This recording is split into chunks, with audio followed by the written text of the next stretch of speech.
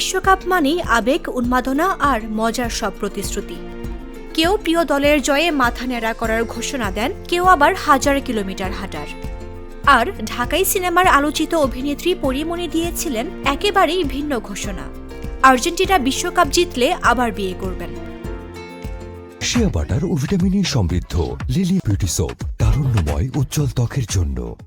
সেমিফাইনালের আগে সামাজিক যোগাযোগ মাধ্যমে দেয়া সেই পোস্ট মুহূর্তেই ভাইরাল হয়ে যায়। পরীমণি লিখেছিলেন, আর্জেন্টিনা কাপ জিতলে আমি আবার একটা বিয়ে করব।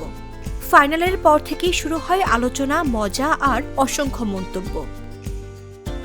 কিন্তু ফুটবলের নাটকীয়তা যে অন্য গল্প লিখে রাখে।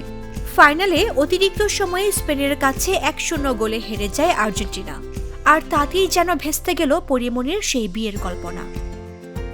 ম্যাচ শেষ হতেই ফেসবুকে হাজির হন এই অভিনেত্রী। আর্জেন্টিনার প্রতি নিজের ভালোবাসা জানিয়ে লিখেন, বিয়েটা আর করতে হলো না, এই আর ভালোবাসার আর্জেন্টিনা, আবার দেখা হবে। একটি ছোট্ট পোস্টটি আবারও ছড়িয়ে পড়ে সামাজিক যোগাযোগ মাধ্যমে।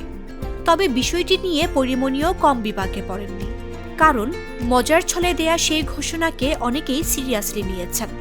গণমাধ্যমকে তিনি জানিয়েছেন, এত বিয়ের প্রস্তাব আসবে সেটা কল্পনাও করেননি।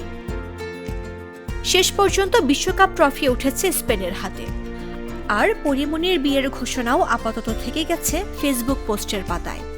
তবে ফুটবলে যেমন শেষ বাঁশির আগ পর্যন্ত কিছুই নিশ্চিত নয়, তেমনি পরীমণির ভক্তরাও মজা করে বলছেন, পরের বিশ্বকাপ পর্যন্ত অপেক্ষা করাই যাক। মামদুহা রাইসা, জাগো নিউজ।